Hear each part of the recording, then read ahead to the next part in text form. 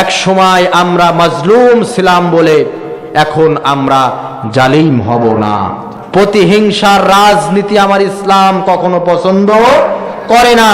যদি প্রতিহিংসার রাজনীতি ইসলাম পছন্দ করতই, রাসূল করিম সাল্লাল্লাহু আলাইহি সাল্লাম এত অত্যাচারিত হবার পরে রাসূলের আপন চাচা আমির হামজার কলিজা চিবিয়ে চিবিয়ে খাওয়া হয়েছে, সাহাবীদের নাক কাটা হয়েছে, কান কাটা হয়েছে, মাথা একদিকে ফেলা হয়েছে, ধর একদিকে ফেলা হয়েছে, জায়গা জমি দখল করা হয়েছে।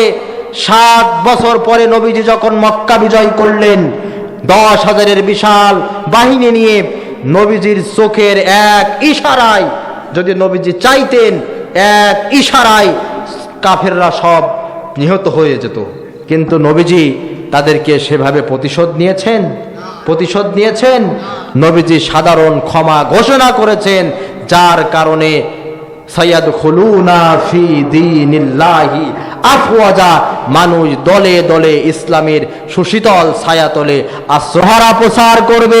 হিংসা বিদ্বেষ নিন্দাবাদ আমরা প্রচার করব, সাম্য মৈত্রী এক আল্লাহ জিন্দাবাদ।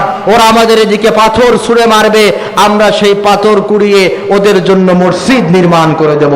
প্রতিহিংসা থেকে মানুষ অনেক কিছু করে, এই জন্য প্রতিহিংসা রাজনীতি ছেড়ে আসেন আমরা পজিটিভ রাজনীতির দিকে আসি, ইসলামের সুশীতল ছায়াতলে আসি।